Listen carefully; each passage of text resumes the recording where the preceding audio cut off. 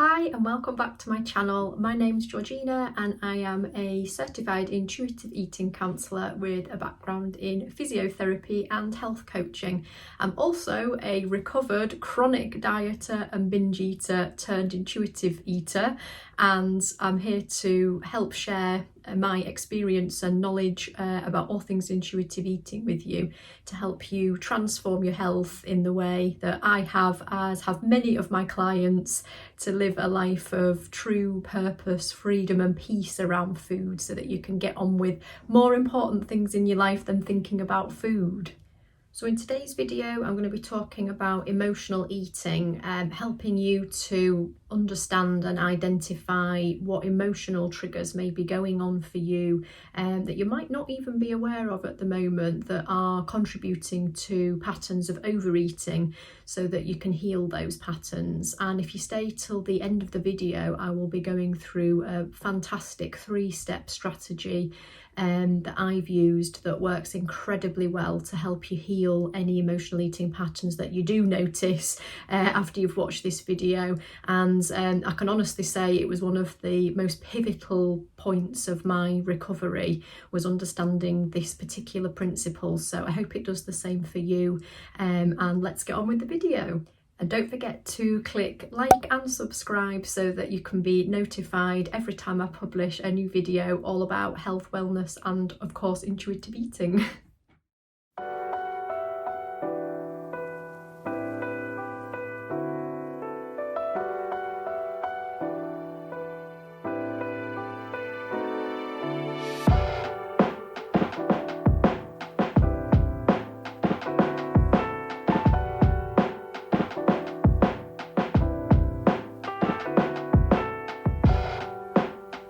First thing to be aware of when we're looking at emotional eating and wondering whether that's a part of our current overeating patterns is just to check, first of all, that it's not something else. Sometimes we think we're emotional eating and actually there's other factors that are more relevant that describe the overeating that are not coming from an emotional place. So I've got a video all about that up here that I've done a few weeks ago. If you want to go back and watch that first, you're more than welcome. In summary, we want to just double check that you're not eating in response to biological hunger. Sometimes that can feel like emotional eating, but it's actually just that you've let yourself get too hungry, or you're just not eating enough perhaps during each day. And if you start there and work through that, you may find your patterns of overeating start to feel more regulated again just through that.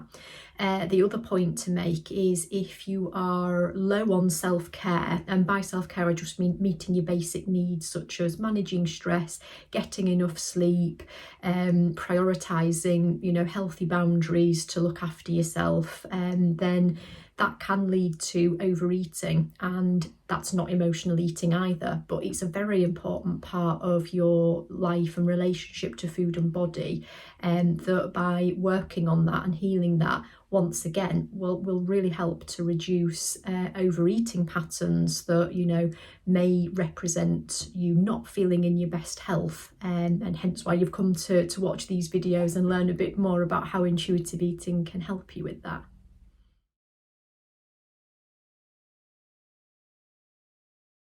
So moving on to emotional eating, the first thing to state is that emotional eating is perfectly normal, and there is a healthy sliding scale of emotional eating that can still form a perfectly healthy part of your relationship with food and body, and we don't need to eradicate emotional eating when it's done in a mindful and sort of mild scale. So examples of that would be being able to celebrate with, a friend's birthday, for example, and enjoy a slice of cake. You might not feel physically hungry, but you're going to really enjoy participating in that event and, maybe just enjoying taste hunger of that food, and that's completely normal. You may decide that you're having a bit of a gloomy day, for example, and want to get curled up on the sofa and drink a hot chocolate because it feels comforting, and that's perfectly normal. That can be a healthy healthy way of eating with acknowledgement of your emotions that's still in keeping with, you know, healthy balance and variety, and it's not going to cause any negative impact on your physical, mental or emotional well-being in the long term. When it starts to become more problematic is when it moves into more of a moderate to severe form of coping with your emotions by eating to numb out and push them down and suppress them. And I dealt with this a lot for a long time during my dieting years. If you recognise that perhaps that is something that applies to you, it often represents much deeper rooted emotional causes. So it could be that you're eating in response to, you know, unresolved trauma, bereavement, you know, chronic stress. You know, there's a lot of different root causes where you may actually be moving along that scale into the moderate to severe category. And depending on how significantly that is affecting you, you will notice that you are using food regularly to cope with your emotions, and that also may result in you not feeling physically very well. So if you identify that that's you, then this is a really great principle to support you to work out how to further identify which emotions are causing you to overeat, which ones are triggering you. And also some tools and strategies and guidance to help you find non-food based ways of coping with those emotions, because as you'll be aware, if you do have this pattern, as did I, eating to numb out or suppress, not only doesn't solve the problem, because the problem's still there after you've overeaten the different foods to cope, it just leaves you feeling physically really unwell. You know, I used to sort of eat really excessively to cope with my emotions. So I really went into the binge eating category, which is defined as eating a large volume of food, more than your body needs, in a short space of time. So typically in less than a 2-hour window of time. And it really had a very negative impact on me physically and mentally, until I came to this amazing work, and I have now fully healed my emotional eating patterns. I never thought it would be possible, and thanks to this work, I've never felt more peaceful around food, and my health's the best it's ever been, physically and mentally and emotionally. So it really is powerful work, and healing your emotions with kindness is so key. Being compassionate to yourself and being gentle and sort of knowing what support is out there is really profound in how much it can help you to change your relationship with food and your body, you know, heal.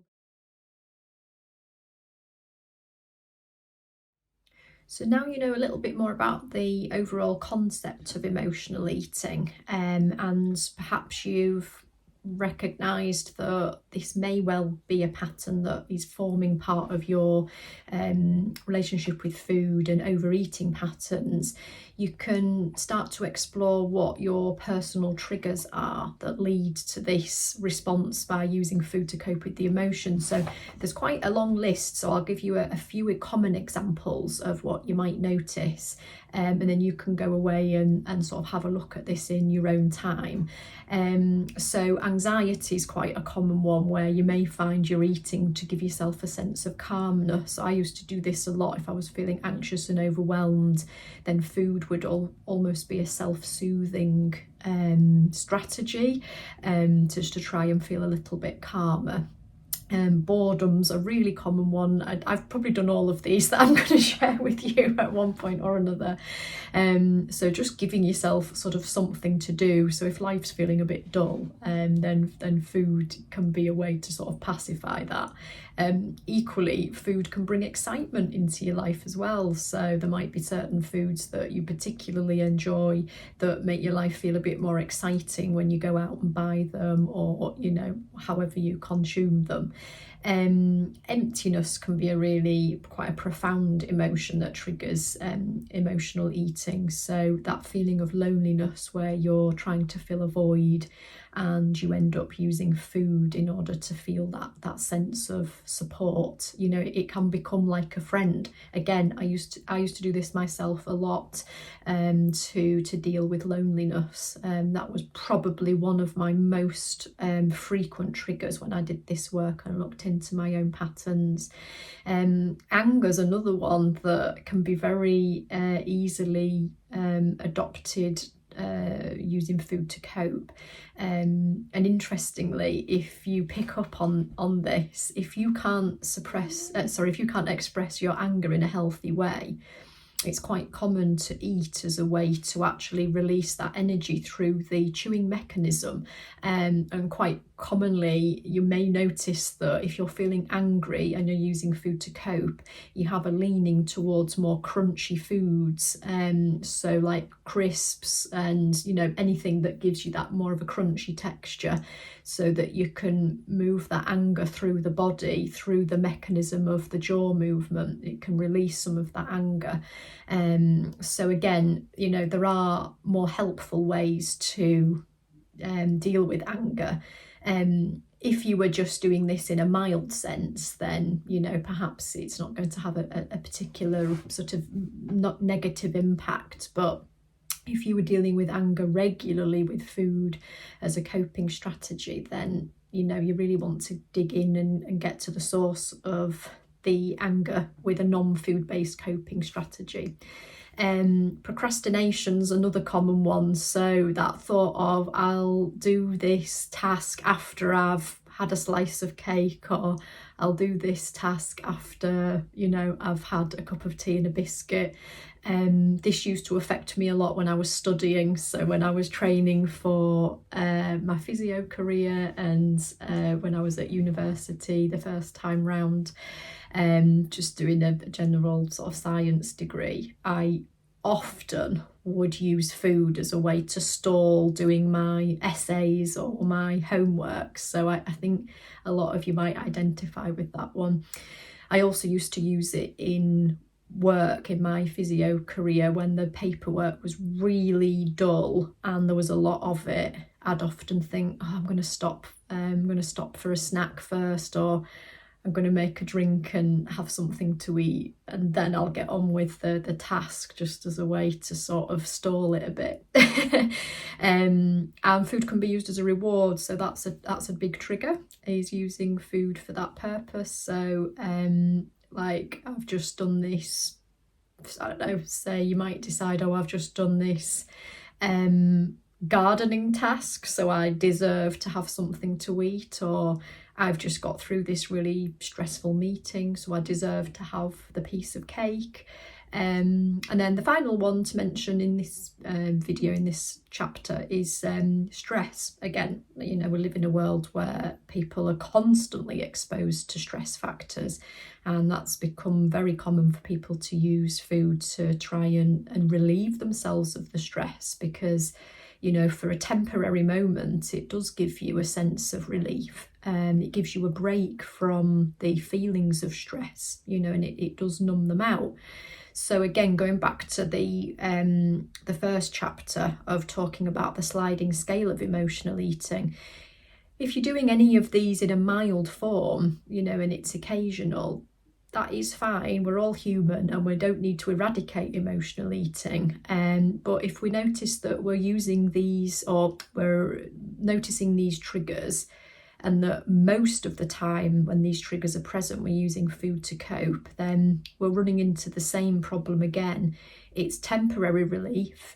It doesn't actually get to the underlying root of the problem. And overeating regularly in response to emotional triggers does lead to you feeling really generally physically very unwell, which doesn't contribute to, you know, a positive impact on your health overall. So these are really good just to sort of start noticing, see what patterns you've got, and then that's going to help signpost you to what I'm going to talk about next, which is how to heal these triggers, what to look at for non-food-based coping strategies to help you.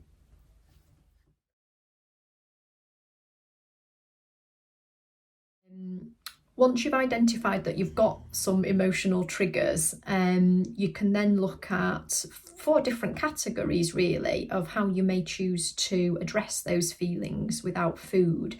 The first one is distraction. So that might look like just changing your environment. It might look like, listening to some nice music. It might look like watching your favourite TV, but again, we don't want to numb out with TV, so we're not looking at like a marathon of TV, because sometimes that can end up feeling a bit more like avoidance. But if you want to utilise distraction, it can be done in a healthy way. I've done it a lot myself as a way to cope with my emotions, and I found it extremely valuable. The second category is support. So that could be as simple as just chatting with a friend about, what's going on, if you've got a trusted friend that you can confide in, or even just communicating via text or, whatever that might be. If you feel you've got more significant emotional eating patterns, and I did, because I have had quite a lot of trauma in my background, which I was aware of going into this work, but it did become more clear that that was definitely sort of triggering me to eat emotionally. Then you may want to consider finding a therapist. I did therapy for a good period of time during the last few years, and it was absolutely transformational for me in helping me understand and deal with my trauma. And as a side effect of that, it massively helped reduce my emotional eating and overeating patterns. So if you think that might be you, please reach out for support. It's just finding the right person. If you have had any negative experiences with therapy before, and I have, please don't let that put you off. There are wonderful people out there, and it's just finding the right match, the right person for you. So I would highly recommend that if this resonates with you, do seek that professional support, and it could be just exactly what you need with the right person for you.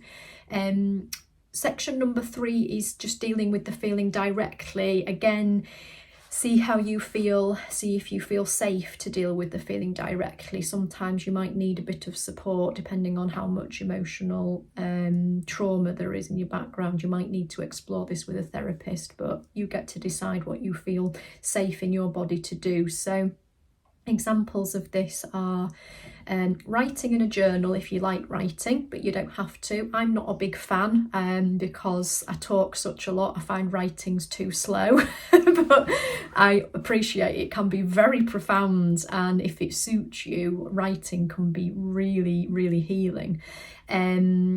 Some people find listening to music that matches how they're feeling is very helpful. So sitting with that feeling with a style of music that facilitates that can be really helpful.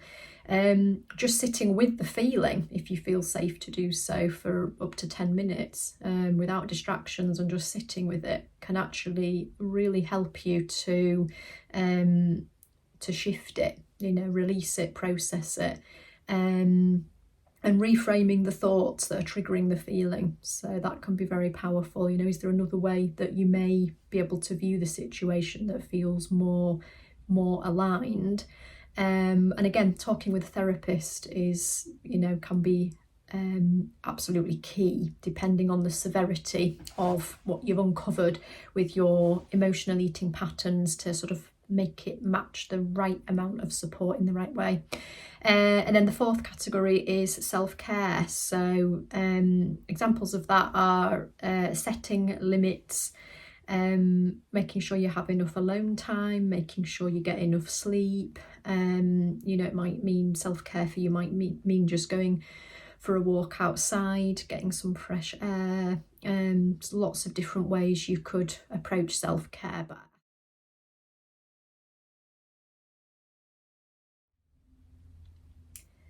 so in summary, there's really a 3-step process to healing emotional eating, and I've done a guide for you, which is right here, and you can download it free in the description box below. And I've included in it one of my most used intuitive eating approved worksheets, which is called Deconstructing Eating Behaviour. So what I've just talked about in the video is there for you in black and white, so you've actually got something to follow to help you. So the 3 steps is, number 1, just first of all asking yourself if you're physically hungry or not, and if the answer to that is yes, then do feel welcome to go and eat something. If the answer to that is no, then again you can follow this sheet. You're then just going to ask yourself what you're feeling, and then there's a list of all sorts of different emotions that you can perhaps tap into further beyond the ones that I've explained in this video, and just see which ones resonate.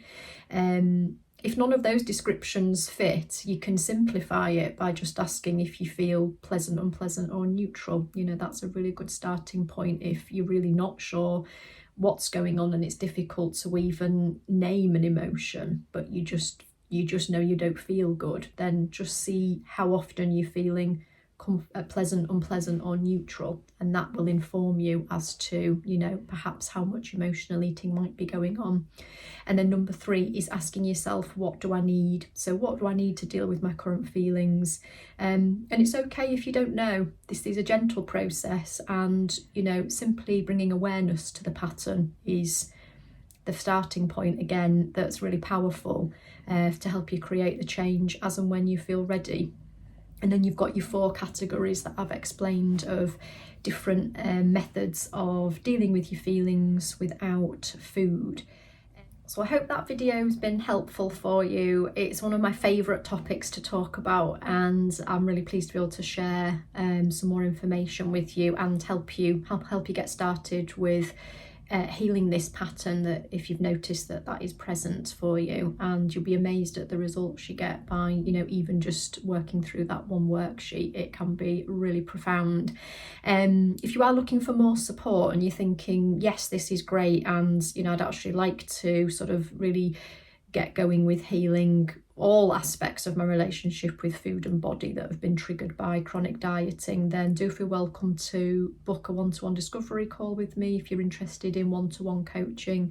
I'm also starting a group coaching program in June. If you want to pop your name on the waiting list, again, the link's below in the description box, and then I'll be getting in touch with more details about the program, the start date and the cost. And I will look forward to seeing you again in the next one.